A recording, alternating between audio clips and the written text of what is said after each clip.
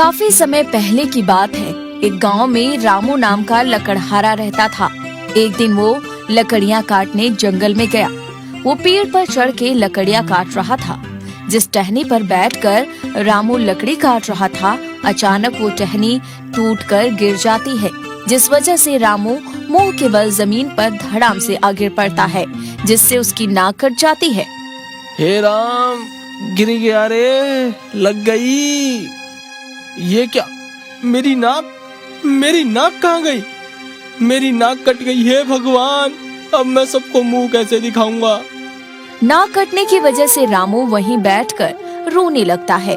फिर वो जैसे तैसे हिम्मत करके अपने गांव में जाता है तो सभी लोग रामू को देखकर हंसने लगते हैं। अरे रामू भैया, ये आपकी नाक कैसे कट गई? अरे ऐसा कौन सा कांड कर दिया भाई जो नाक ही कटवानी पड़ गई? अरे क्या करूं, लकड़ी काटने पेड़ पर चढ़ा था, टहनी संग मैं भी नीचे आ गिरा, उसी से ये नाक कट गई। ओहो, अब तो शादी लगन में बहुत दिक्कत हो जाएगी। अब नाक कटे से कौन शादी करेगा? बहुत बुरा हुआ भाई, ये तो गर्दन कट जाए पर नाक ना कटे। बिल्कुल सही बात है।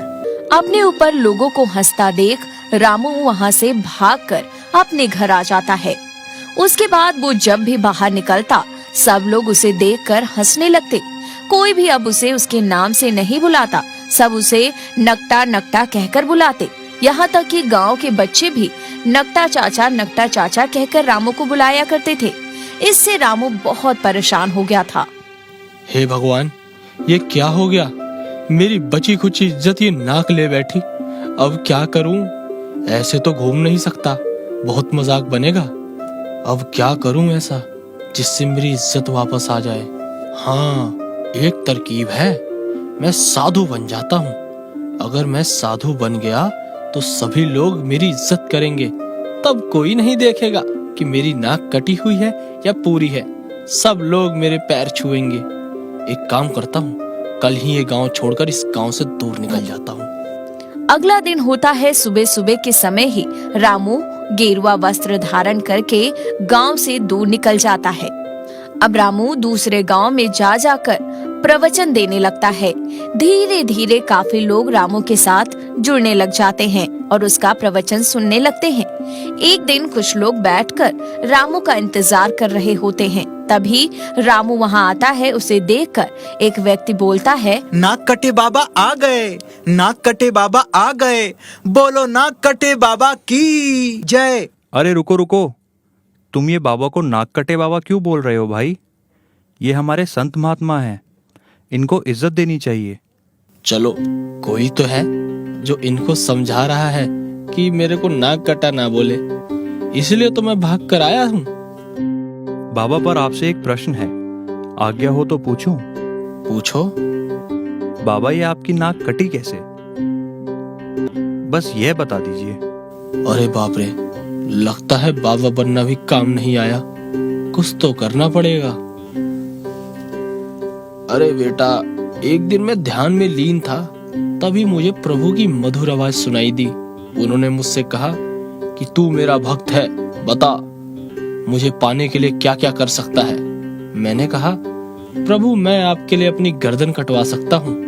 उन्होंने कहा, नहीं, मुझे तेरी गर्दन नहीं चाहिए, तू मेरे लिए अपनी नाक कटा के दिखा, तब मैं मानूं। यदि तूने ये कर दिया तो मैं तुझे साक्षात दिखने लग जाऊंगा। और फिर क्या, प्रभु की आज्ञा थी और मैंने कर दिया। और आज मुझे भगवान दिखाई भी देते हैं और मैं उनसे बातें भी करता हूँ।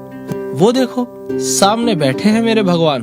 और हाँ, उन्होंने मुझसे ये भी कहा था कि तेरे हाथों से अब जिसकी भी नाक कटेगी मैं उसे दिखने लग जाऊंगा। क्या सच में बाबा आपके हाथों से यदि हम नाक कटवा ले तो भगवान दिखाई देंगे? हाँ हाँ बिल्कुल, एक बार नाक कटवा के देखो। ठीक है बाबा, मैं नाक कटवाने के लिए तैयार हूँ। चलो कुटिया में। रामू उस व्यक्ति को मूर्ख बना के कुटिया में ले जाता है और उसकी नाक काट देता है।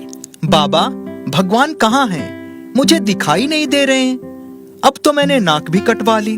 बेटा, भगवान तुम मुझे भी दिखाई नहीं देते। वो तो मेरे अकेले की नाक कटी थी तो मेरी लोग खिल्ली उड़ाते थे। अब मैंने सोचा एक और की काट दूं, फिर लोग मेरी खिल्ली नहीं उड़ाएंगे। अब बाहर जाकर सबसे यही बोलना कि हमें भगवान दिख रहे हैं, वरना शहर में हम दो नक्कटे घूमेंगे तो अच्छा नहीं लगेगा। ठीक है बाबा। फिर क्या, रामू के कहने पर व्यक्ति बाहर आकर नाचने लगा। अरे मुझे भगवान दिख गए, मुझे भगवान दिख गए। बाबा की बात सच हो गई। बाबा की जय, बाबा की जय। ये सुनते ही सारे भक्त रामू के पास भाग खड़े हुए और अपनी नाक कटवाने लगे। रामू ने एक एक करके सबकी नाक काट दी, लेकिन भगवान किसी को दिखाई नहीं दिए। लेकिन शर्म के मारे कोई बोलता भी नहीं। सभी कहने लगे कि हाँ, हमें भगवान दिखाई दे रहे हैं। और ऐसे करके रामू ने सबकी नाक काट दी। अब वो शहर में अकेला नकटा नहीं था, अब उसके पीछे सैकड़ों लोग अपनी नाक कटवा के घूमते थे। फिर धीरे धीरे ये बात फैली और देखते ही देखते हजारों की संख्या में मूर्ख लोग भगवान को देखने के लिए अपनी नाक कटवाकर घूमने लगे। लेकिन किसी को भी भगवान के दर्शन नहीं हुए। इसमें रामू का भला हो गया। अब उसके आसपास कई नकटे हो गए।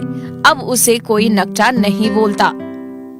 तो दोस्तों, इस कहानी से हमें यही सीख मिलती है कि किसी की भी बातों पर जल्दी भरोसा करना नहीं चाहिए, नहीं तो आप मूर्ख बन जाते हैं।